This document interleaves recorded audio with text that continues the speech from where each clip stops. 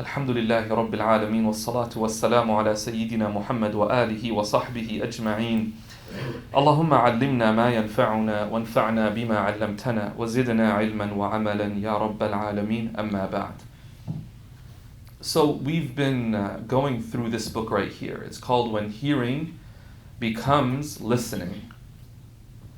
And essentially it's about prophetic listening and how we can transform the world within us and around us. So we've been discussing this book for more than 3 months now, weekly.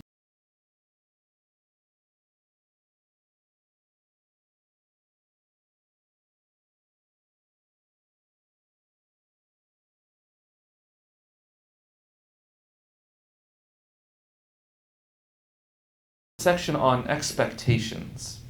The author, he calls them our greatest ally and our worst enemy. Expectations. So what are we talking about here? The author, he writes, according to David Robson and other brain specialists, much of what we feel, see, hear, and even taste is based on our mind's expectations. A number of well-cited studies have shown how the brain uses past information to interpret the world that it is presently experiencing. So as you read these words, your brain starts to form an expectation for the next words. And if I were to leave out a word, your mind would be able to fill in the blank, right? This is all based on its ability to pull from prior experiences. Have you ever received this picture? Many people pass it around. They'll share it on like social media and stuff. It's like a paragraph where every word is jumbled. The letters of every word are jumbled, and you could actually still read it. You go through the whole paragraph, and it says something like, if you're able to read this, then you have some really special ability or something. I can't remember what the paragraph says. How are we able to do that? And here's the other thing we want to talk about is these patterns. We identify patterns. I don't know if you guys remember. I still actually, interestingly, one of the few things I remember about like grade 1 and grade 2, I still remember learning patterns. Pattern identification. So you would like color stuff in, and it would be like, okay, do 2 red, 1 green, 2 red, 1 green, and you'd have to do it. You have to form a pattern. And what that does is you begin to look for patterns in the world. And we do it so often that sometimes we don't notice we're doing it. And some people will rely on patterns more than others. And we form expectations because if the pattern is a certain way, when the pattern breaks, we get really confused. Like why is it not the way I think it is? Now why do we do that? Any ideas? Why we do that? What's the value of doing that? To make things easier for ourselves. To make things easier for ourselves. How do we make it? How does that make it easier? We already know what's going to happen. Yeah, absolutely. We are surrounded all the time by a lot of sensory information. If you think about it, at any given moment, you're surrounded by so much information that you cannot direct your attention to everything. That's why we have selective attention. We choose what we're going to direct our attention towards. What do you do with the rest of it then? For example, there are, these vents. There are speakers over there. You probably never focused on them because they're not really important right now. When I pointed them out, your attention was drawn to them. But otherwise, we made a conscious I shouldn't say conscious decision, but we made a decision at some level in our minds that we would ignore them. I'll focus on the person in front of me. I'll focus on the 3 people in front of me. I'll focus on the chai in front of me. I'll focus on the food in front of me. I'll focus on the screen. We direct our attention. And we could talk a lot about this idea of what is it that you direct your attention towards. Because that will tell you a lot about yourself, actually. When you meet someone, what's the first thing you notice? Do you notice their dress? Do you notice their smile? Do you notice their speech? Do you notice their posture? Right? What do you notice? And that'll tell you something about what is important to you and your expectations of the world. So we do it because there's so much information that we have to block certain information out to focus on others. That I'm just going to focus on this and not all of that. Because imagine you tried to focus on everything in the room right now at the same time. So you're trying to focus on me, but you're focusing on my Apple, my MacBook. And is there an Apple there? Okay. See, I don't even look at, I won't lie to you, I forgot if there is even an Apple there. So, or the Apple, and the wire, and this plant, and the ceiling, and that thing up there, I have no idea what it's called, right? And the whiteboards on both sides, and the screen, and the lines, and the outlets. Can you do it all? And the answer is no. You can't focus on all of that. Can you focus on your posture? Now that I said it, everyone's kind of sitting up, right? I just saw it, collectively the room just shifted. Do you know what I'm saying? Can you focus on all of that? You can't. It's way too much to take in at one time. So you block a whole bunch of things out, and you focus on a few things. We do the same thing when we're driving. That's why we don't even remember the drive. Because we just block out. I don't need to look at the houses I'm passing by on Cherry Blossom Road. And sometimes someone will tell you, hey, there's houses there. You're like, really? And you drive there every single day. You just don't remember. Does that make sense? So we do it to simplify, as you said, to make our lives easier. We put the world into patterns, and then we expect those patterns to hold. So there's utility to this, by the way. There's utility. Because what you can do is use your patterns to process as much information as possible in the shortest amount of time. Think about if you go to a new mall, a mall you've never been to. What are you already expecting? Stores. Right. What else? Food court. Okay, a food court, right. It's an expectation, right. Absolutely. What else?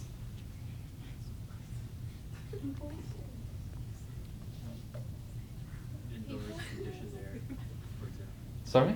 That it's indoors and conditioned air. That it's indoors and it has air conditioned, okay. What about a map? You walk in and there's that map that tells you where all the stores are? We expect that. There's certain things we expect, even though we've never been, because we form these expectations, and that's where designers or people who are, who design the floor plans and stuff, they're the ones who understand what people are expecting and accordingly design. Even UX design, for example, when you're designing an app, you design, or the website, you design it in a way that people expect. When you go to a masjid website, what's the first thing you expect to see? Prayer times. You ever been to a masjid website, you have to go down to the bottom to find the prayer times? All right? And for some of them, it used to be that way. You have to go all the way to the bottom to find them. And mashallah, they fixed it up. So now you can see it at the top. But that's an idea. We have expectations. We do the same thing with human beings. Yes. We do the same thing with human beings. Do you know what these are called? These are called stereotypes. These are stereotypes. We believe that because you fit into a certain group, you likely possess certain qualities. The mistake is when we believe you definitely possess these qualities. That's the mistake. A stereotype is not inherently bad. It's not inherently bad. We stereotype all the time to help us kind of situate the person that we're speaking to or that we're meeting in some context. Just to assume something about them. Our mistake is to believe that whatever we're assuming in our expectation is actually accurate. And sometimes the issue is that we prioritize the convenience of pattern and stereotyping over the effort required to be nuanced in our understanding. So we'd rather just stereotype, oh, they're of this ethnicity, of course they're going to be like this. Like, we're too lazy to get to know them, to see like who they actually are, so we just stereotype. I've never met this person, but yo, I heard that this person's background is this, they must be this. Right? This person studied at this university, they're probably like this. They studied at this university, they're probably like this. And we stereotype. We do it to simplify, but our mistake is to believe that it's actually accurate. Now, think about the fact that we take this into every single interaction. Our expectations. Here's the point. We don't enter a conversation as a blank sheet. So when I meet you, I'm not coming to you with a blank sheet upon which you write exactly what you want me to understand. Whatever you want me to understand, lands on a canvas in my mind that's already shaped by many stereotypes and expectations. And my job is to understand, number one, what is my canvas? My job is to understand what's on my canvas already. Before I meet you, what's on my canvas? And then understand that whatever you're sharing with me, how does that relate and interact with the canvas I have in my head? Do you get the idea, the metaphor of the canvas? Like the lens that I'm looking at. We'll talk a little bit more about it. So the author, he says, current experience is more often than not interpreted, not based on reality, but rather on expectations. This is a critical idea when it comes to deep listening.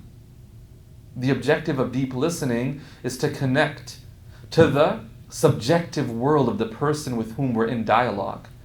We ideally want to leave as much of our expectations behind when we welcome in the perspective of the other. And if we're unaware of how our mind works, then we will interpret new experiences solely based on past experiences and not allow the people we interact with to grow and change. Have any of y'all ever seen maybe those who are a little bit older do this? I mean, we have our own ways of doing it, but sometimes people who are a bit older do it based on ethnicity. I'm about to really hit some sensitive spots right here. We try to bring somebody to get married to them. No. From that ethnicity? No. Shut down on the basis of what? No, mom, dad, they're a good person. No, they're from this ethnicity. It just not possible. Almost like not possible for them to be a good person. Do you understand that? No, we know those types of people. Like a straight stereotype right there. That's what we do. So they're not even trying to interact. And then what happens? Have you ever seen this happen? Let's say the parents are like, okay, fine, bring them over. Tell me what happens, guys. Safe space. Be real with me here. I'll tell you what happens, but I want you guys to say it. What happens very often? I'm just trying to highlight stereotypes and carrying in these expectations that we impose can be extremely harmful and then painful for people. What happens? Nobody wants to say it, eh? They say we do it. No, not even that. So let's say you bring that person over because your parents are dead against this person. And it's not because they've never met them. They've never met them. But they're just dead against them because of what? From that group can't be good. And you choose to bring them. Because your parents are like, okay, fine, bring them. What often happens? SubhanAllah. Nobody wants to say it. What often happens is the parents are looking for what they believe are the flaws. They're looking to confirm that these people, whoever they are this way. Confirmation bias. They're just looking to confirm it. And sometimes they even sabotage it. I've seen this happen. I've seen parents sabotage it. They say, bring them. When they come, they sabotage it in a way that the person coming's like, yeah, I don't want to do this. And then the parents are happy. Y'all know what I'm talking about? Is this too real, guys? Is this too real? I'm just saying how it is. What's that rooted in? We say you're not giving them a chance. When we say not giving them a chance, what do we mean? We mean you're not trying to understand them for who they are. You're grouping them in with a group that you have preconceived notions about, and you're imposing those preconceived notions on the individual. And you're looking for anything that can confirm that for you. And in the process, we're not fair to people. We're not fair. And it's funny because they're like, well, no, we're protecting you. Really? You're not giving them a fair chance. You're not dealing with reality. You're dealing with the expectations you have in your head. Does that make sense? Confirmation bias exists when our preconceived beliefs impact our judgments.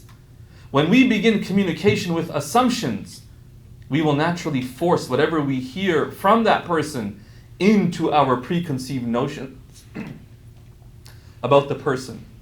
So let me give you an example.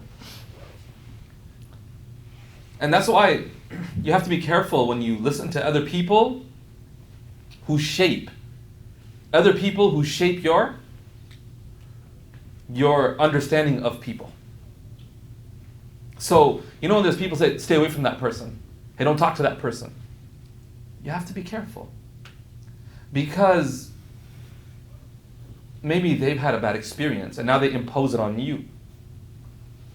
And that's how you spread hatred. Isn't it? That's how you spread hatred.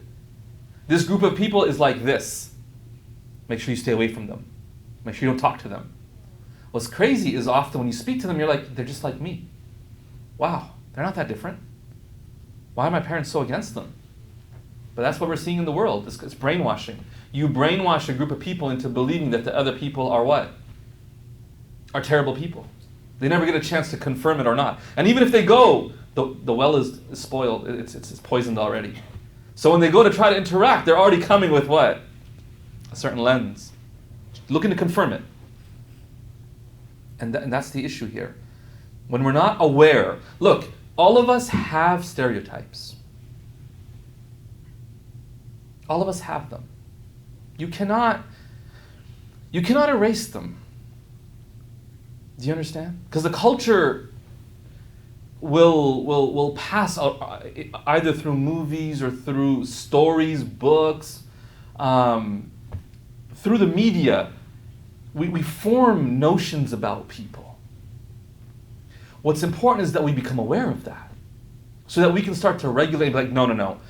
I know my mind, like I'm jumping to a conclusion about this person, and I know I'm jumping to it because I haven't interacted with them. I haven't even given them a chance. And when I go to give them a chance, I need to really make sure I'm not trying to just confirm what I have in my head. And if you're not aware of it, you will go in, confirm what you were thinking, walk out and be like, see, I knew it. Do you get it? And it's terrible. Self-fulfilling prophecy. Self-fulfilling prophecy.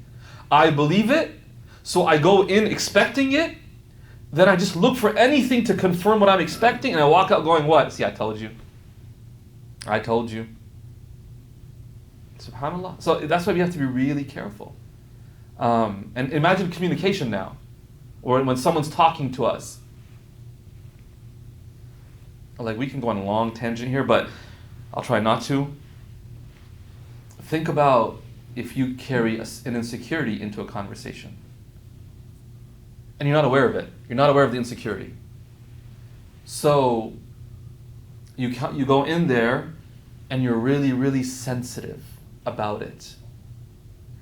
You're really, really sensitive about, and I'll give you an example.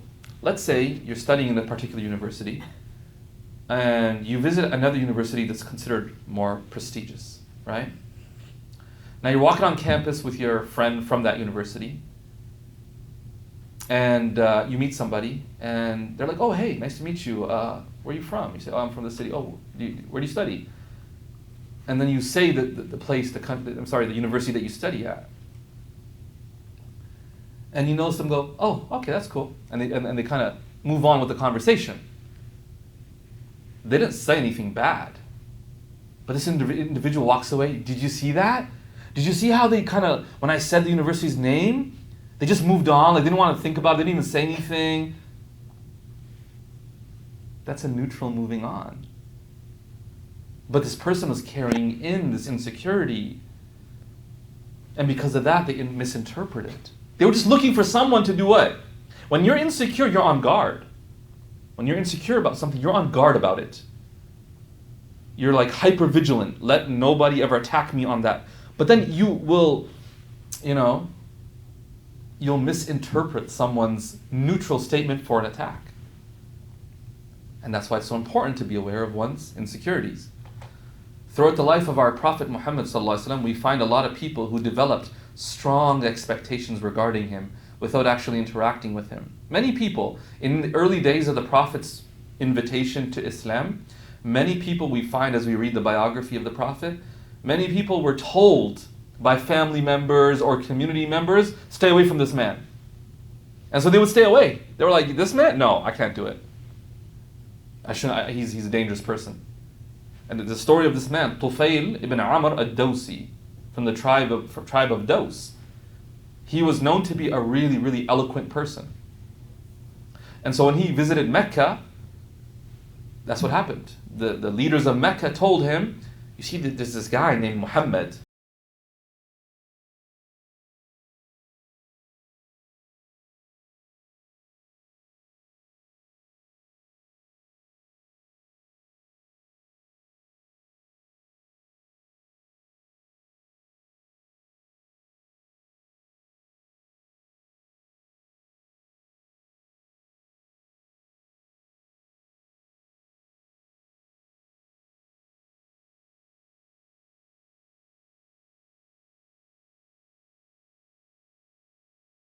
Good, why am I avoiding something that's good?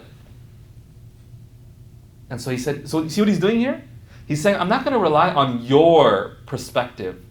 I'm going to give him a chance. I'm going to give him a chance. I'm going to go talk to him, listen to him. So he came to the Prophet. And he found the Prophet ﷺ to be totally different than what he was told.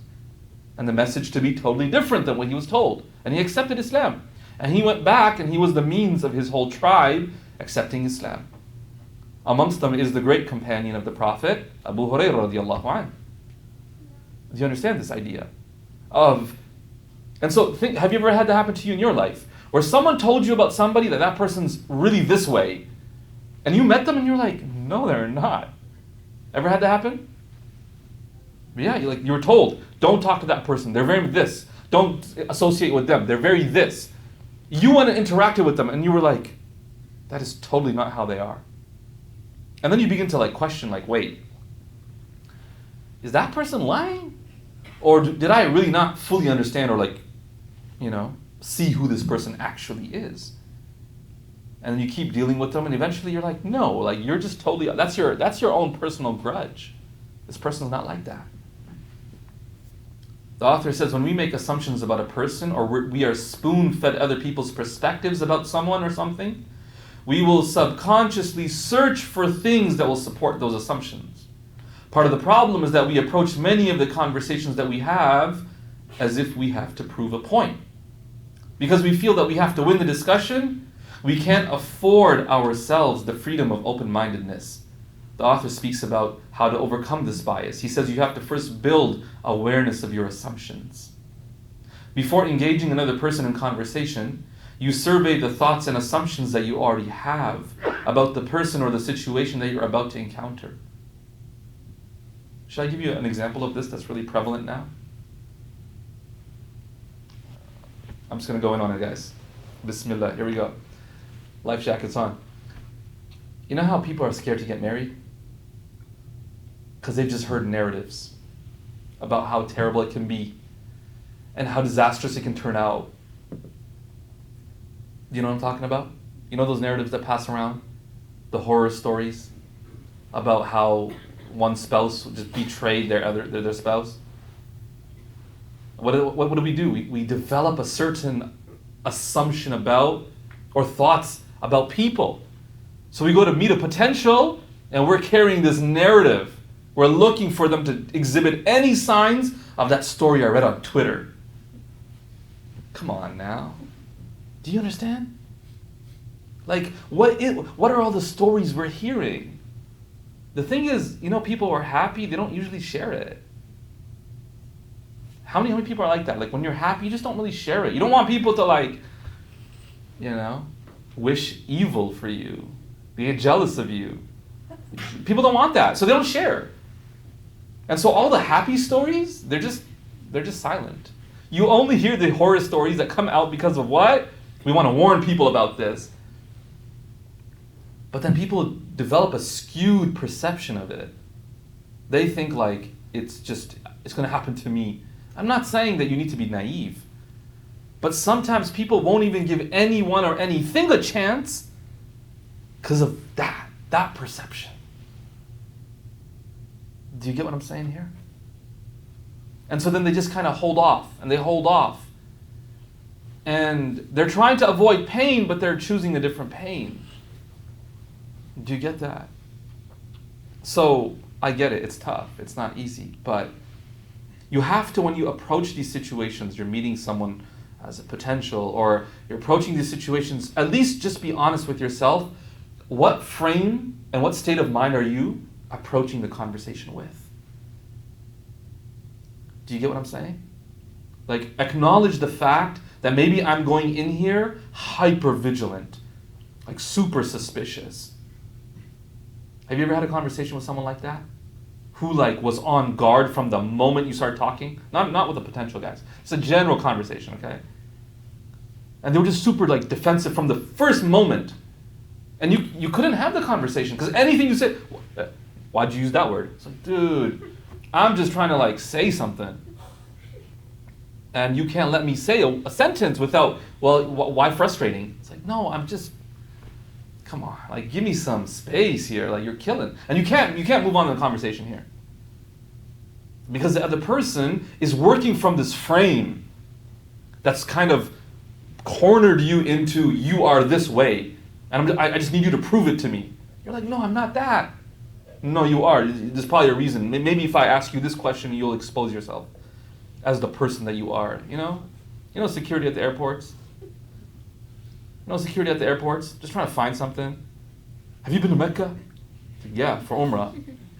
Why'd you go there? I just told you, Umrah. They'll ask you the question 5 minutes later to see if you're going to say a different story. Dude, you're looking for something. You're not trying to be honest with me. All right, after you randomly selected me. You're looking for something. And so how do you win that conversation? How do you walk out with them going, yeah, you're actually not that bad? You'll never walk out like that. You walk out with what? Shoot, we couldn't catch this one. All right, I guess we'll let you through. That's how it is. That's how it is. It's unfortunate, right?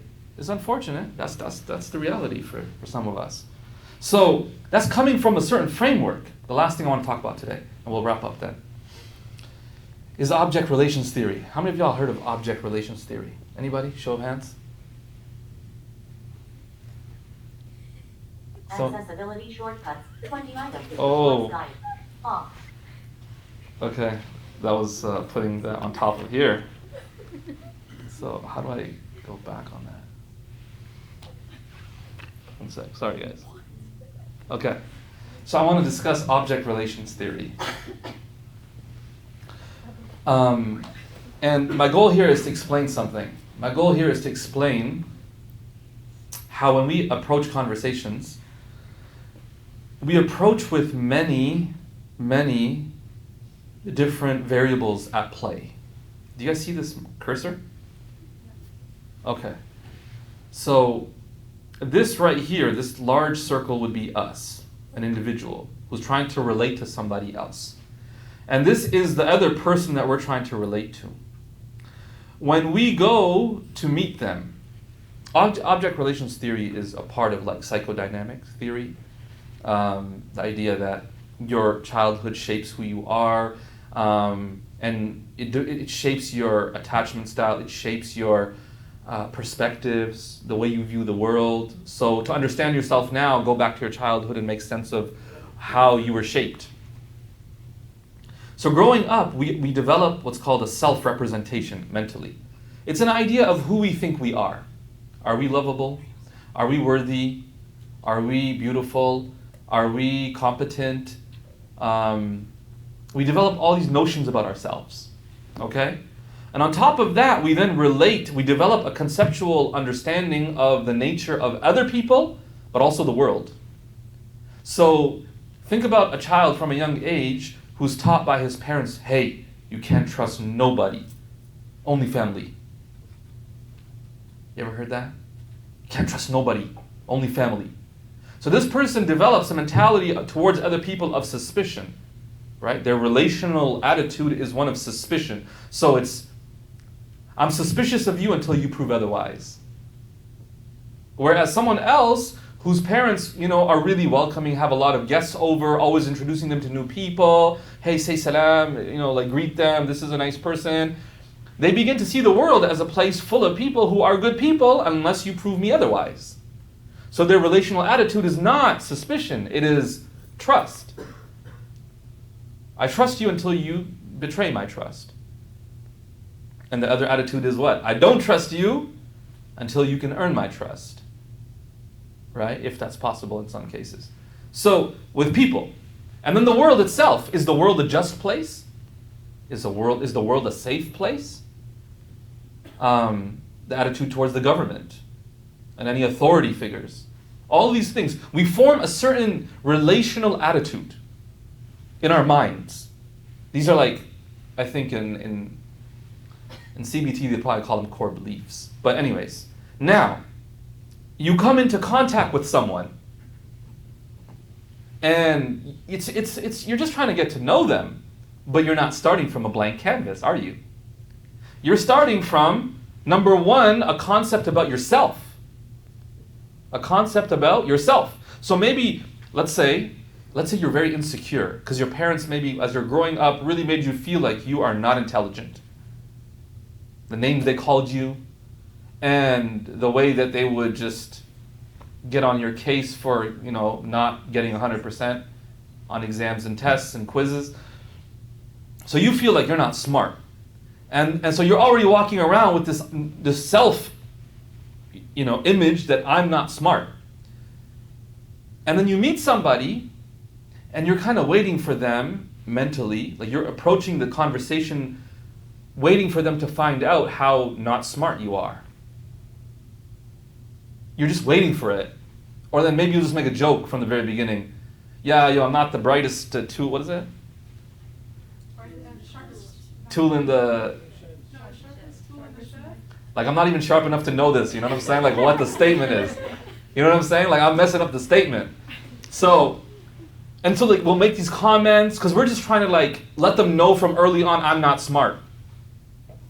Meanwhile, the other person's like, no, you seem smart to me. No, you don't know me. Trust me, eventually you'll realize I'm not that smart. You're like, no, that's not how this works. But anyways, okay. And that's where we project. We project our sense of self onto them. This is who I am. Right? Now they have to deal with that because they're just trying to get to know you neutrally. They don't know anything about you.